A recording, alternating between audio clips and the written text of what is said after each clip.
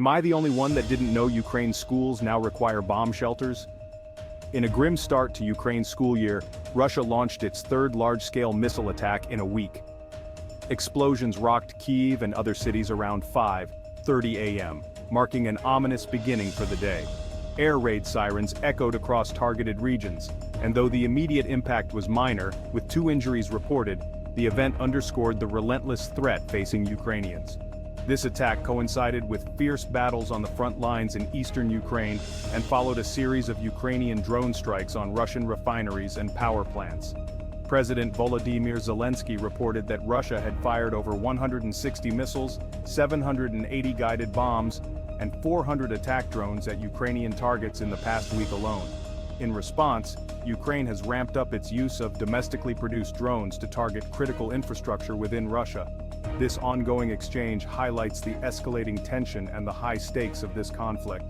As schools resume with bomb shelters and online learning, the backdrop of war remains unavoidable. This is why you need to pay attention to Ukraine's latest move.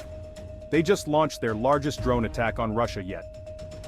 Targeting a refinery and power station deep within Russian territory, Ukraine sent a strong message. Videos verified by CNN show smoke plumes rising in Moscow and Tver. Russia claims they intercepted 158 drones, but the scale of this offensive is undeniable.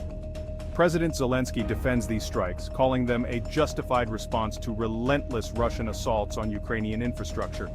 Over 160 missile launches, 780 guided aerial bombs, and 400 drone strikes by Russia in just the past week. Ukraine argues it needs long-range weapons, like the US-supplied ATACMS, to deter these attacks.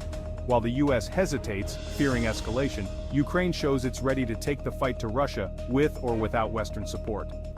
And with new indigenous long-range weapons in development, Ukraine's determination is clear. This drone strike is more than just a tactical move. It's a bold statement in an ongoing conflict. Today, Israel is in turmoil.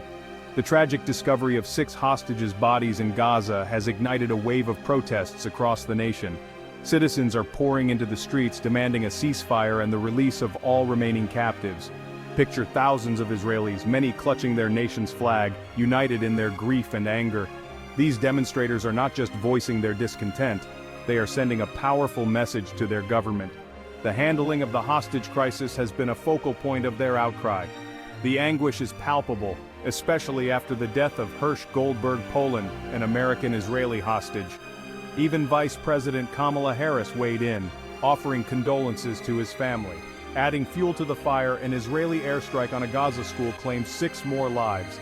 The Israeli Defense Forces claim it was a Hamas stronghold. However, the Gaza Civil Defense insists the school was sheltering displaced individuals. This tragic event underscores the devastating human cost of the ongoing conflict. Israelis are grappling with the agony of uncertainty about the fate of the remaining hostages. The cries for a ceasefire echo a desperate hope for an end to the violence. This isn't just about political maneuvering, it's about human lives.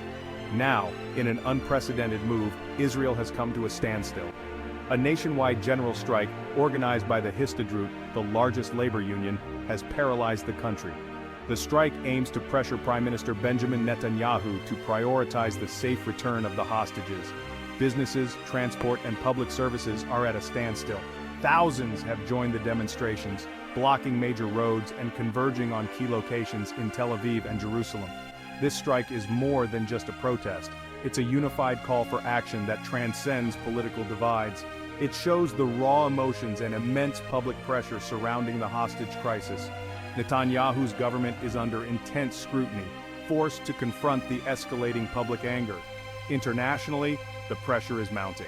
The United States and other global mediators are actively working to broker a ceasefire and secure the hostages' release. But key sticking points like the control of the Philadelphia corridor continue to hinder progress. Hamas accuses Netanyahu of prioritizing politics over human life. Netanyahu, in turn, accuses Hamas of using hostages as bargaining chips. This blame game only complicates the situation further. Amidst this chaos, there's a glimmer of hope.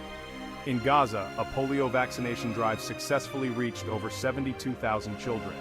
It's a reminder that even in conflict, humanitarian efforts persist.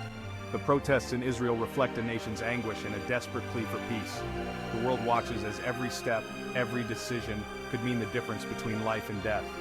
Stay tuned for more updates on this developing story. This is a critical moment in history, and your attention could help shape its outcome.